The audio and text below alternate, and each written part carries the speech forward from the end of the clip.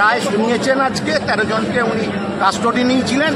তার মধ্যে কাকুলি গুপ্তকে 3 বছরের সাজা দিয়েছেন, 5,000 টাকা ফাইন করেছেন, আর বাকি 12 জনকে উনি 10 বছরের সাজা দিয়েছেন। উচ্চ আদালতে আপনি আপিল করবেন? অবশ্যই উচ্চ আদালতে তো আমরা যাব, নিশ্চয়ই, অবশ্যই। কি মনে করছেন উচ্চ আদালতে সাজা কমবে? সেটা তো উচ্চ আদালত বিবেচনা করবে, আমরা তো সেই আশাতেই উচ্চ আদালতে যাব।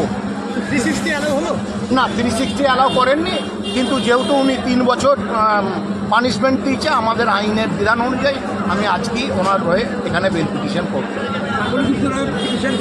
হ্যাঁ হ্যাঁ, বেল পিটিশন।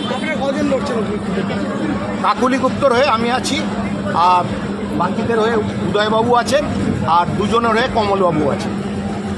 ঠিক আছে, আমার নাম বিশ্বজিৎ দাস।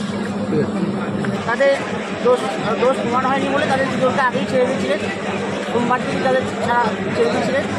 আর আজকে সাজা ঘোষণা হলো তাদের কাকুলি দাগুপ্ত, যেটা হচ্ছে 360 প্রবেশনে পেয়েছিলেন, পিটিশন করেছিলেন যে প্রবেশনে দেওয়া হোক। প্রবেশনে হলে নিয়ম হচ্ছে যে প্রবেশন অফিসারের আন্ডারে 3 বছর তাকে থাকতে হতো, সে বাইরেই থাকতো। কিন্তু সেই পিটিশনটা রিজেক্ট করে সাহেব 341 রংপুলি রেস্টেন্ট করার জন্য, 341 হচ্ছে রংপুর রেস্টেন্ট, সেই সেকশনে 1 মাস সাজা দিয়েছে কাকুলি দাগুপ্তকে, আর 1 মাস সাজা দিয়েছে। আর 326 307 যেটা হচ্ছে প্রিভিয়াস আর্ট, 326 হচ্ছে প্রিভিয়াস আর্ট ইংলিশ, আর 307 হচ্ছে অ্যাটেন্ড টু মার্ডার। এই দুটো সেকশনের জন্য 3 বছর সাজা দিচ্ছে কাকুলি দাগুপ্তকে, আর 5,000 টাকা জরিমানা করতে। আর বাকি যে 11 জন 12 জন ছিল, তার মধ্যে আমার 10 জন, কমল দত্ত 2 জন, তাদেরকে 341 326 307 এই প্রত্যেকটা সেকশন মিলিয়ে 10 বছর সাজা দিয়েছে।